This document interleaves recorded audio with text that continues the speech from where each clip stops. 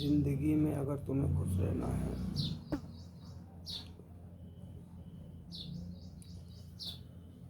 कभी अपने छोटे रिश्तेदार को बराबरी पे खड़े होने का मौका कभी मत देना, वरना वो एक दिन तुम्हारी लाइफ को सेटल कर देगा 0/0।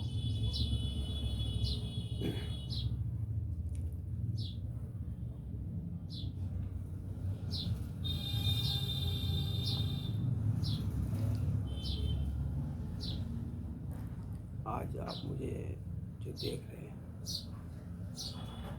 इस रूप में और इस जगह में,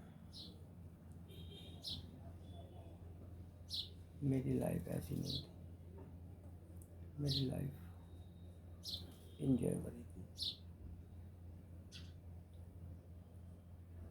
30 दिन में 15 दिन काम करता था, 15 दिन एंजॉय घूमता था।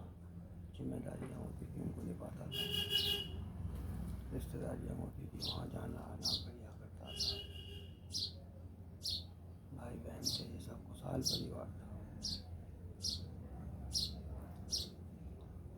अचानक कुछ लाइफ में ऐसा चेंज आया कि शादी हुई। अचानक रिश्ता आया, अचानक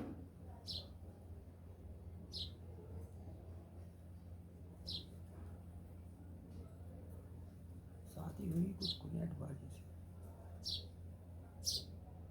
शादी से पहले एक रिश्ता हो रहा है।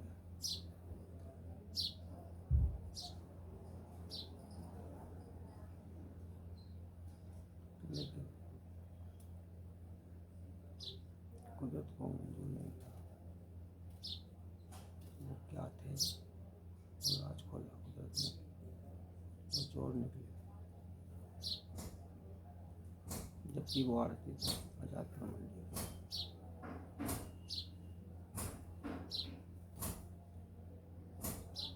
उसमें एकदम शादी हुई। शादी के बाद जो लाइफ में चलता है, मैं शादी के बाद एक मकान में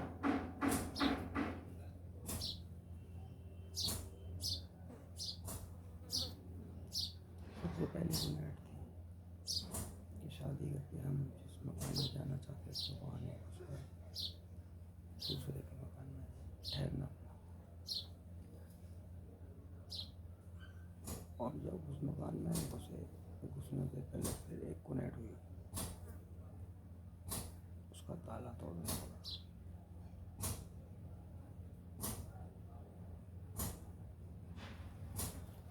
और अक्सर ऐसा होता है मेरे साथ कि जिस मकान में मैं रहता हूँ वहाँ कोई और नहीं रह पाता।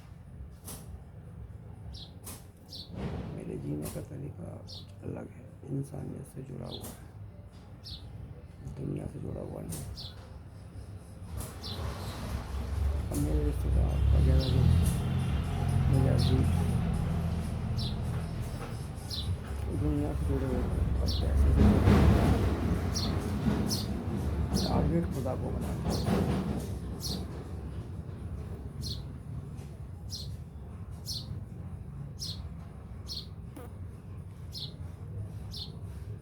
ये तो भी एक बेकार की कहानी शुरू अब होती है। शादी के बाद हम अलग हुए, घर परिवार किराए पे रहे।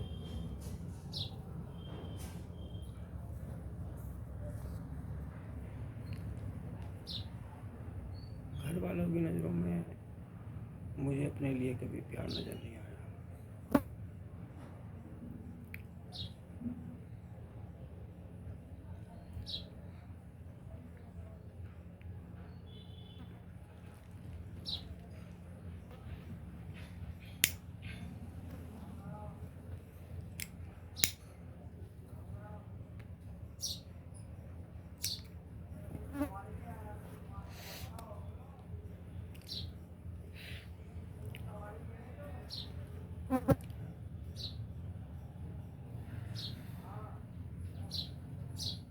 क्या बताएं, बस कहानी कुछ अजीबोगरीब मोड़ पे आई। लोगों को शादी में दहेज मिलता है, हमें शादी में साले मिले।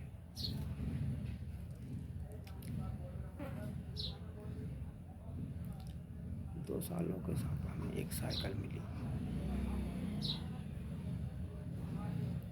और साइकिल पे बिठाने के लिए एक भी किसी साइकिल पे बिठाया, घुमाया, दिल्ली की जामा मस्जिद दिखाई और फिर आखिर वो साइकिल एक दिन चोरी हो गई हमारी लापरवाही की वजह से। मकान का गेट खुला रह गया और वो साइकिल वहाँ से कोई ले गया।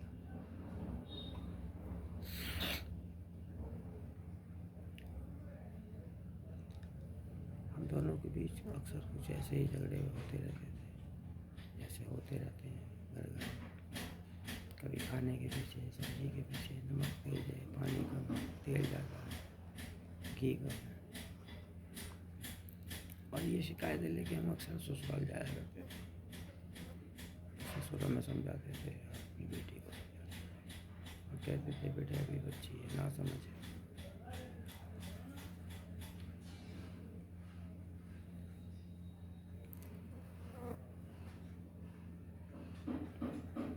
ऐसे ही ले जाने का सिलसिला चलता रहा 2-4 साल। ऐसा इतना कमा नहीं पाते थे, 200-300 रुपये ही कमा पाते।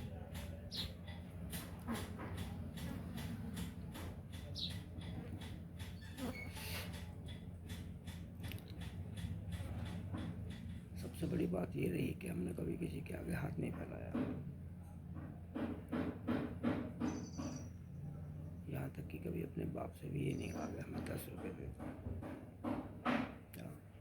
कभी अपने बाप से भी हमने नहीं कहा, पिताजी से, बाबू से, कि आप हमें 10 रुपये दे दो।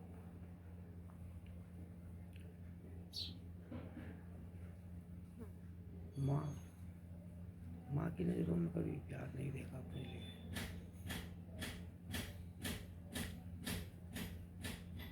लगभग आज से 27 साल पहले हम घर से भाग गए।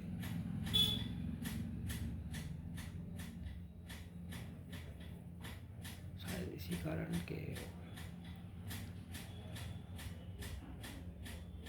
बाप जो थे वो हमेशा तांसना, डांटना, समझाना इसी में लगे रहे।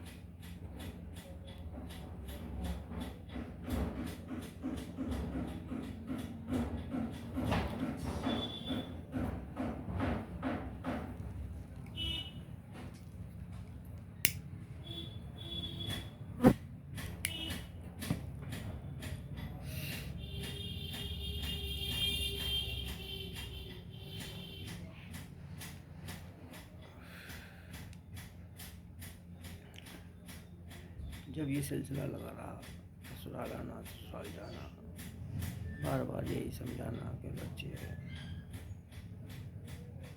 बेटे, दामाद, बिन मांगे बच्चे हैं, नहीं देखना।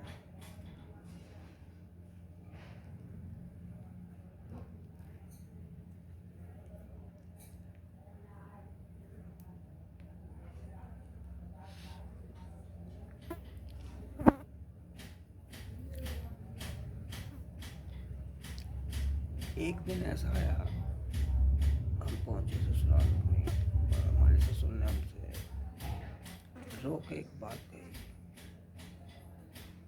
कि बेटे मुझे बड़ी बेटी का तो कोई खतरा नहीं है, क्योंकि वो अपनी फुफ्फो के घर में है।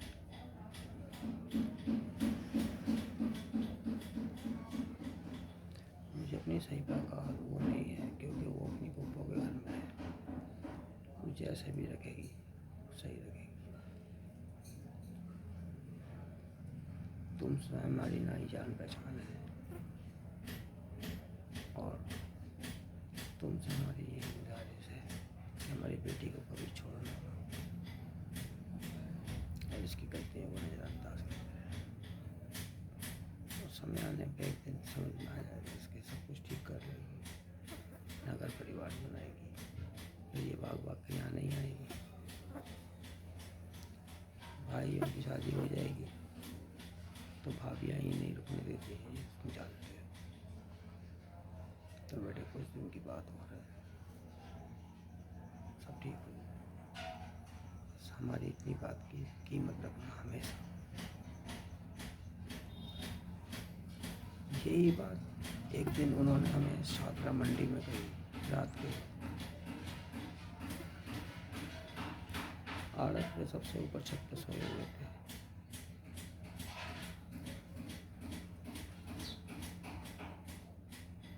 तब उन्होंने कहा, बेटा जो साले हैं इन्हें अपनी औलाद ही समझना, अगर हमने कुछ हो गया। उस रात को उनके कुछ दर्द उठा था पेट में, तो ऊपर आ रहे थे। और बराबर में एक बाल सोया हुआ था, रशीद का भाई और मेरी का छोटा भाई।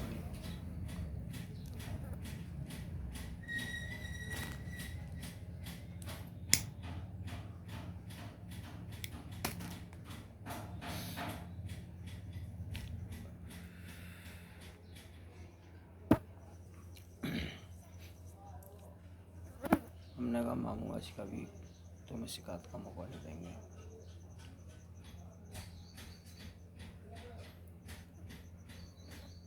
जैसा भी होगा हर हाल में निभाएंगे। और ये बच्चे हमारे पास हैं तब तक परेशान नहीं रहेंगे। बच्चे आते थे हमारे पास, रहते थे, कालिया और मुन्ना।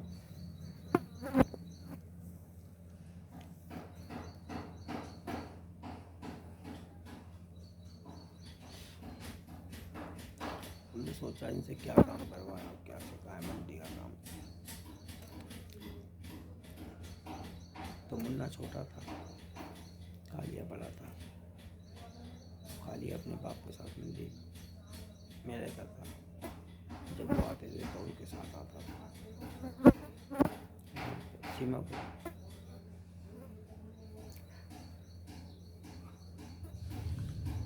शादी के दूसरे तीसरे साल में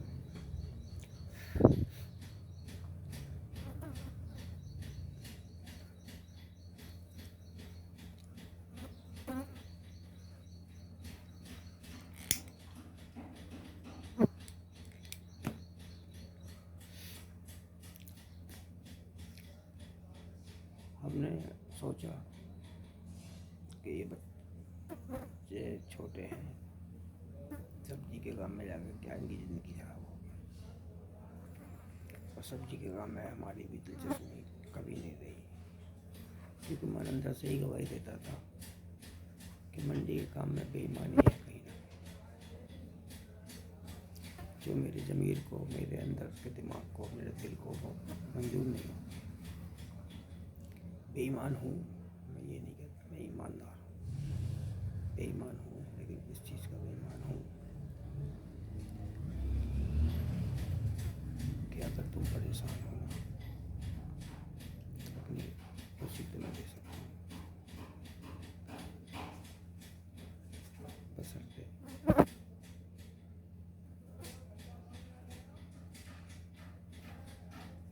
क्या चाहता हूँ उसके लिए कि आप खुश रहें।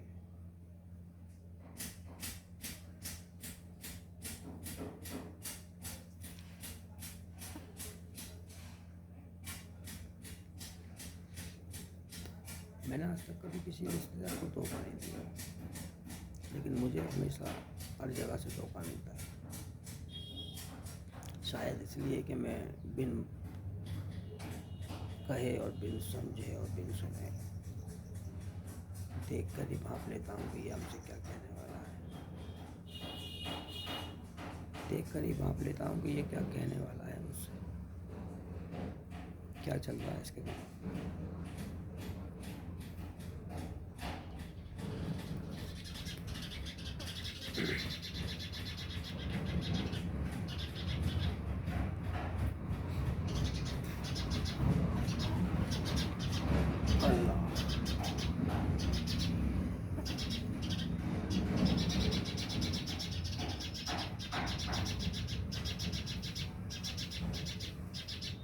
क्या बात है, खा ले खाना। ची ची ची ची कर रही है। अच्छा तू आ गई है, चल निकल भाग जल्दी।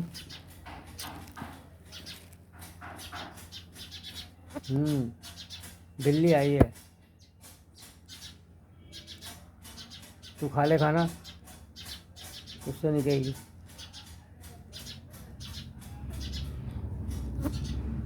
पापे खाएगी, खा ले।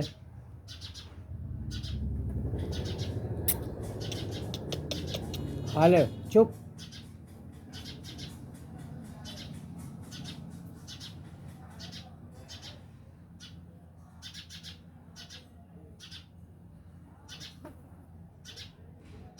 खा ले, आ जा, आ आ आ आ जा, आ जा, आ जा, आ जा। तू ये नहीं कहेगी कुछ?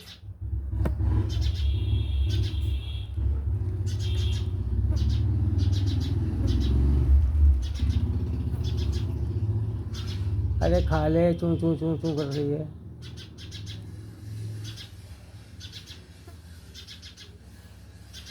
वो खुद डर के बैठी है। चल अब मत कर। चिड़िया चहचहा रही है, बिल्ली देख ली उसने, आ गई है वहाँ पे। और बिल्ली डर के आ गई है कुत्ते से। हर छोटा जानवर बड़े जानवर से डरता है। तो सारी कहानी सुनाने में बहुत वक्त लगेगा। 25, 26, 27 साल की कहानी है। 25-26 मिनट में ख़त्म नहीं होगी। इसे सुनाने में भी कम से कम 25-26 घंटे लगेंगे। मैं दुखी नहीं हूँ आज, मैं परेशान भी नहीं। क्यों? मैं बेईमान नहीं हूँ। मैं डरता हूँ अल्लाह से, डर के रहता हूँ, डर के काम करता हूँ, डर के ही खाता हूँ। जो मुझे पता चला ना, ये ऐशो आराम की ज़िंदगी हराम की ज़िंदगी है, उसी दिन से सोच लिया कि ये दिल्ली ही छोड़ देंगे। और शायद ये एहसास तब हुआ जब मुझे मेरे ही खुदा के जरिए और मेरे इशारे समझ सकते हैं मैं क्या कहना चाहता हूँ।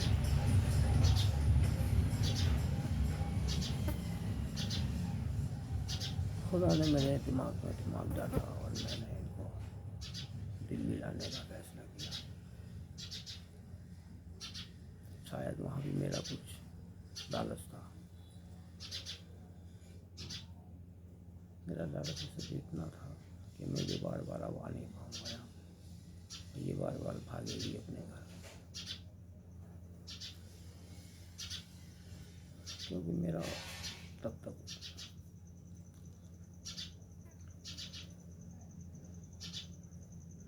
ऑपरेशन हो चुका था। मैं विकलांग हो चुका था।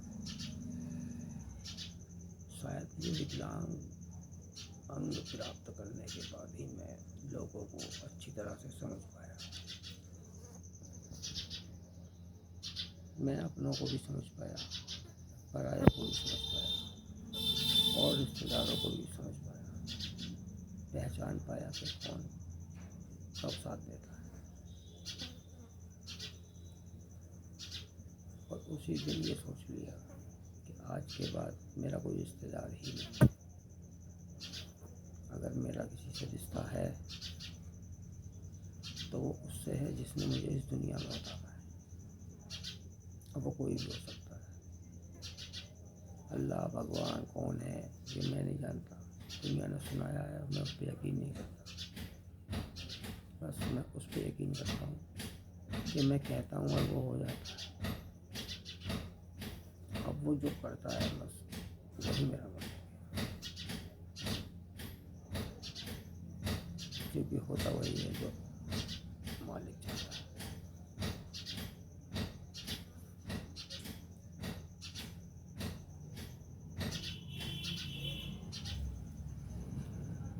आज मैं अपने इस गांव के अंदर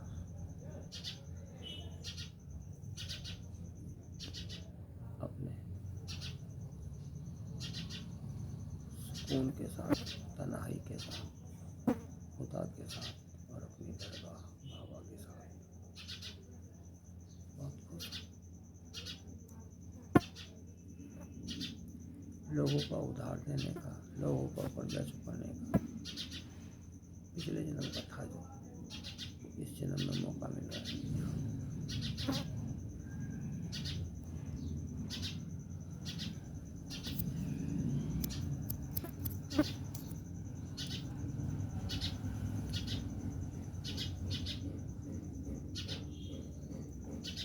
मैं शायद आज तक इस शादी को इसलिए नहीं पाता रहा कि तोड़ने में कोई फायदा नहीं,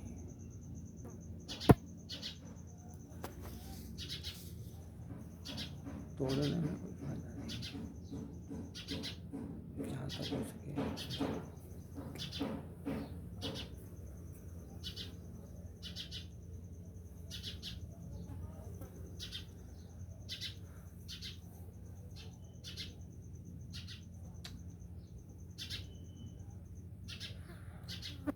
I don't mind.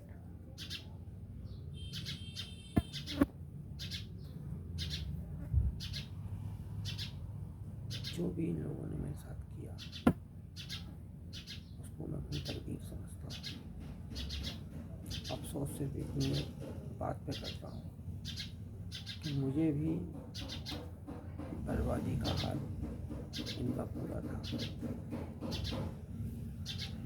ये टारगेट रहे, टारगेट बर्बाद करने वाले के पीछे फौज थे जो आज भी उनके साथ है। खुश हूँ कि आज वो अपने कुंबे के साथ है, परिवार के साथ है, लेकिन उन्हें ये हक नहीं होता कि किसी का परिवार तोड़ दे,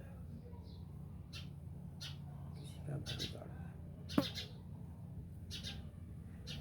किसी की लाइफ बर्बाद कर दे। ये हक नहीं पहुँचता उनको।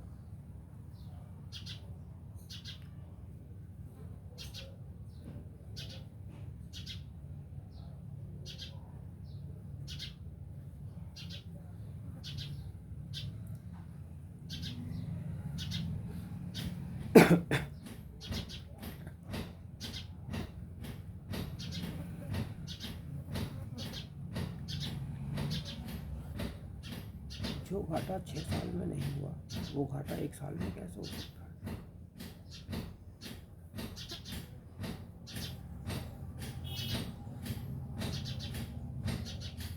क्या ये खुदा की मर्जी थी? शायद, और नहीं भी।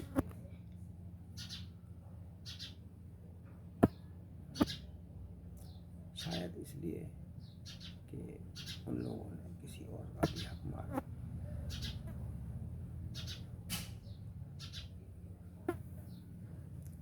जो समझ के मैंने उनका साथ दिया,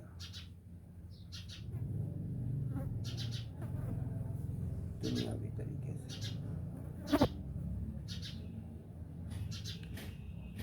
समय दिया, पैसा भी दिया, समय का, शरीर की मेहनत भी दी, जहाँ तक की खुददारी भी दी,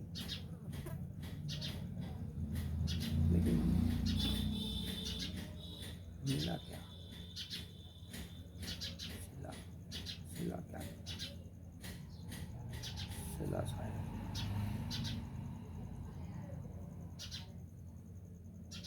ये खुदा के तरीके से।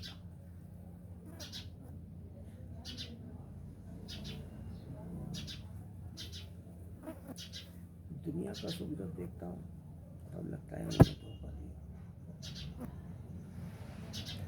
और जब खुदाई की तरह से देखता हूँ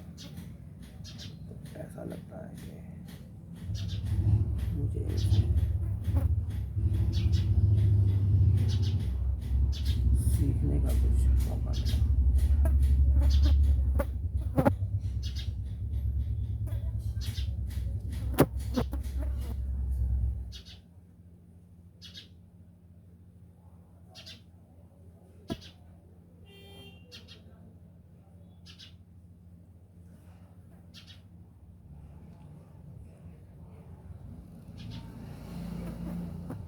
अगले भाग में आज के लिए इतना काफ़ी है। अगली वीडियो 3 दिन बाद रिलीज होगी। तब तक के लिए आप सब अपना ख्याल रखें और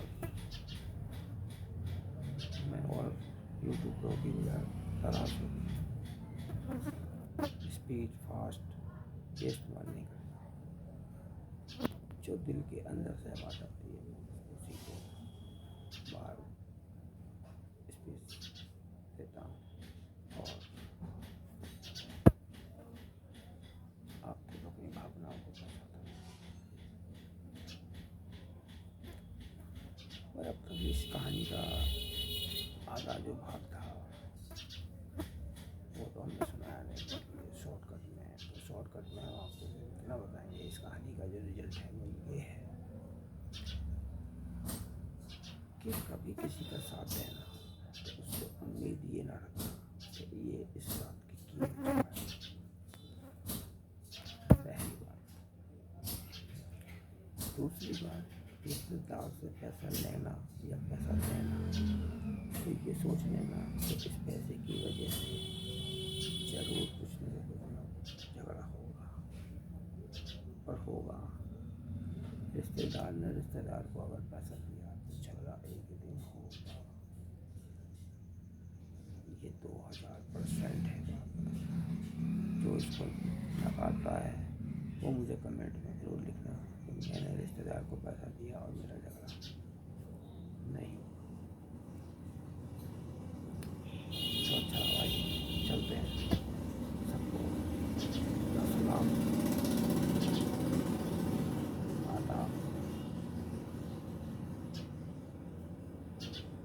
खुदा हाफिज़।